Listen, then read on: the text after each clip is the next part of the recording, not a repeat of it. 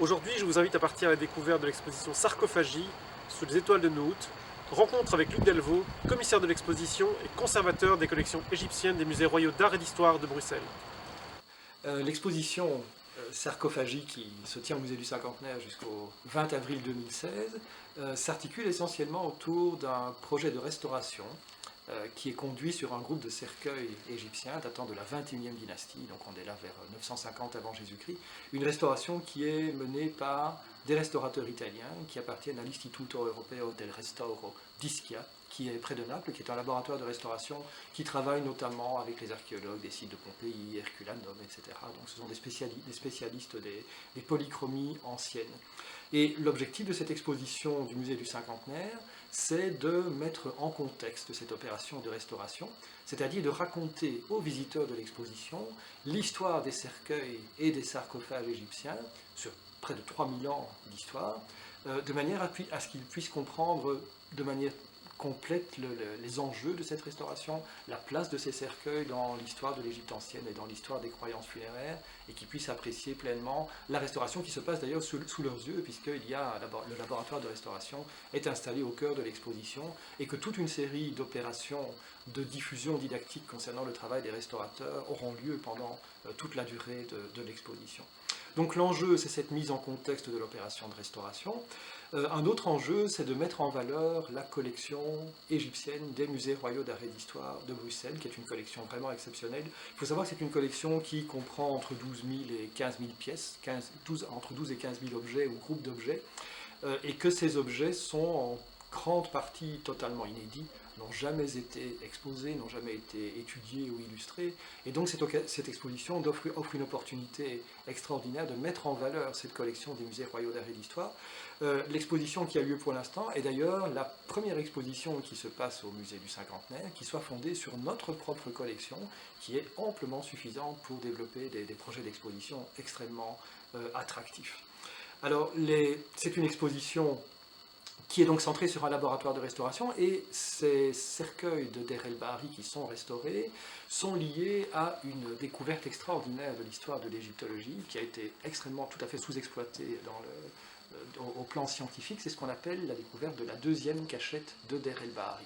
Alors, il s'agit en réalité d'une tombe collective énorme qui a été découverte en 1894 et qui contenait les cercueils et les momies des prêtres du dieu Amon de la région de Thèbes à cette époque-là, et de leur famille. Une tombe qui était énorme et qui contenait pas moins de 450 cercueils, plus toute une série d'autres objets, offrandes funéraires, statuettes funéraires, etc., stèles à Osiris, toute une série d'objets comme ça. Alors cette tombe a été découverte en 1894 et malheureusement vidée en quelques jours à peine par les archéologues français qui gérait le musée du Caire à cette époque-là. Donc c'est une découverte extraordinaire, mais aussi une catastrophe archéologique, parce qu'aujourd'hui, on connaît très peu de choses sur l'aménagement intérieur de cette fameuse cachette de Der El Bahari, sur les personnages qui y étaient inhumés, et donc il y a tout un travail de recherche à faire, à rebours en quelque sorte, sur cette tombe collective. Alors le musée du Cinquantenaire fait partie d'un réseau d'études de cette deuxième cachette de Der El Bahari qui est né du fait qu'en 1891, après la découverte de cette cachette, le musée du Caire s'est retrouvé enseveli sous des monceaux de cercueils qui lui ont été envoyés et qui proviennent de cette cachette. Et donc le musée du Caire a décidé d'offrir des lots de cercueils à toute une série de musées étrangers appartenant à des pays qui avaient des représentations diplomatiques en Égypte à cette époque-là. Et donc la Belgique a reçu le lot numéro 15 de cercueils de la cachette, qui était composé de pas moins de 10 cercueils différents. D'autres pays dans le monde, une vingtaine de pays, ont reçu d'autres lots de cercueils, et le réseau d'études dont fait partie le musée du Cinquantenaire aujourd'hui, et qui rassemble tous ces musées qui détiennent des objets de la cachette, vise à étudier cette cachette comme un fait archéologique majeur de l'histoire de l'égyptologie, à comprendre les enjeux de la réalisation de cette immense tombe collective, à publier des études sur les décors de ces cercueils, parce que ces cercueils sont élaborés par des prêtres d'Amon qui disposent d'un savoir théologique extraordinaire, terriblement riche, et qu'ils mettent en scène sur les parois de leur propre cercueil. Et ce réseau vise aussi à développer des procédures de restauration et de remise en valeur dans les salles permanentes des musées de tous ces cercueils de Der El Bahari. Donc ça, c'est vraiment un des enjeux principaux de l'opération de restauration. À côté de ça, dans l'exposition, cette histoire des cercueils égyptiens que nous essayons de retracer permet de mettre en valeur toute une série d'objets qui ne l'ont jamais été auparavant et qui sont vraiment des pièces phares de la collection du musée du cinquantenaire de Bruxelles. Bon, on ne va pas tous les citer, mais par exemple, l'exposition s'ouvre sur un groupe de pleureuses en terre cuite qui date très probablement de la première période intermédiaire ou du début du Moyen Empire, qui sont des pièces extraordinaires. C'est un groupe de 4 pleureuses qui sont en train de se lamenter avec des attitudes extraverties, un peu outrées comme ça. Elles sont réalisées dans un style extrêmement spontané qui échappe aux catégories traditionnelles de l'art égyptien. Ce n'est pas de l'art égyptien classique qu'on a sous les yeux en regardant ces pleureuses. C'est un art beaucoup plus spontané. Et ce sont des pièces qui sont extrêmement émouvantes justement par leur spontanéité et leur côté artistique un peu brut justement comme ça, qui vont surprendre énormément de visiteurs.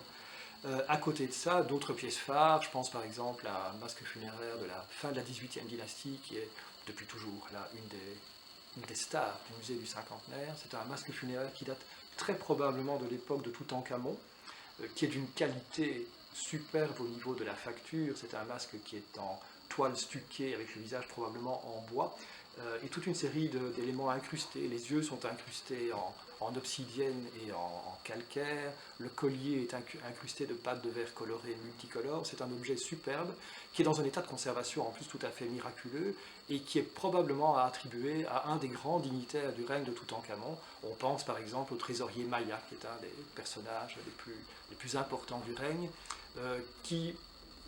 auquel cet objet conviendrait particulièrement bien. On n'a pas de certitude quant à son attribution certaine. Il provient de la collection de Léopold II, léguée au musée en 1914, donc on n'a malheureusement aucune idée de l'origine exacte de cet objet, mais on est absolument certain de sa datation et son attribution à un grand personnage comme ça est hautement probable.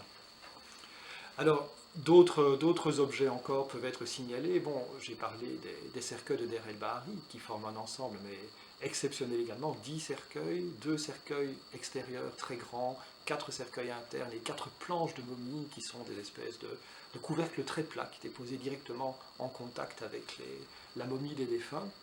Et ce sont des cercueils qui vont beaucoup gagner à l'opération de restauration parce que ça permettra de révéler toute une partie de leur décor qui est invisible aujourd'hui.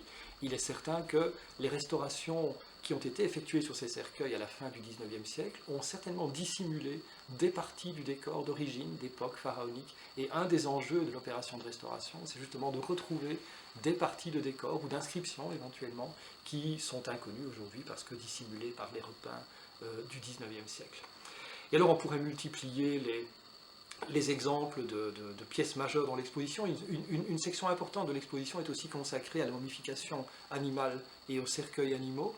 Et c'est l'occasion notamment de mettre en valeur des cercueils de chats qui sont parfois particulièrement beaux, très raffinés au plan de la facture, avec des yeux incrustés, des dorures sur l'ensemble de la surface. Des pièces qui sont très très belles, dont certaines ont été restaurées. Et l'exposition offre justement l'occasion d'attirer l'attention sur celles qui ne l'ont pas encore été et à l'avenir de développer des programmes de restauration de ces pièces qui permettront justement de leur redonner toute leur beauté d'origine.